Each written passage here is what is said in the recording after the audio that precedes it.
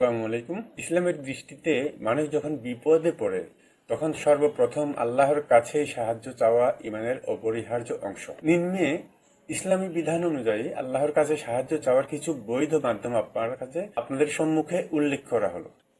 6. সাদাকাহ বা দান। গোপনে বা প্রকাশ্যে সাদাকাহ প্রদান বিপদ মোচনের সহায়ক। রাসূল সাল্লাল্লাহু আলাইহি ওয়াসাল্লাম বলেছেন, দান গোপনে দাও, তাহলে তা আল্লাহর ক্রোধকে শীতল করে। 6. আল্লাহর প্রতি পূর্ণ বিশ্বাস। যথাসাধ্য প্রচেষ্টার পর আল্লাহর উপর পূর্ণ ভরসা রাখা। আল্লাহ বলেন, যে আল্লাহর উপর ভরসা করে আল্লাহ তার জন্য যথেষ্ট। 7.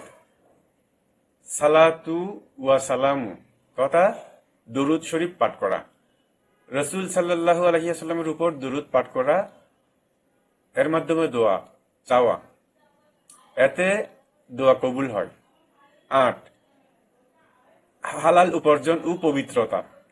হালাল রিজিক ও পবিত্র জীবনযাপন দোয়া কবুলের শর্ত। রাসূল সাল্লাল্লাহু আলাইহি ওয়াসাল্লাম হালাল খাওয়া লোকের দোয়া কবুল হওয়ার উদাহরণ দিয়ে সতর্ক করেছেন। 9. সৎ কাজের আদেশ ও অসৎ কাজের নিষেধ। সমাজে ইসলামী মূল্যবোধ প্রতিষ্ঠার চেষ্টা করা। আল্লাহ বলেন, তোমাদের মধ্যে এমন একটি দল থাকা উচিত যারা ভালোর দিকে ডাকে। 10. বিপদে ধৈর্য ধারণ। আল্লাহর সিদ্ধান্তে সন্তুষ্ট থাকা এবং ধৈর্য ধরা। তিনি বলেন, নিশ্চয় বিপদ আপদে ধৈর্যশীলদের সুসংবাদ দাও।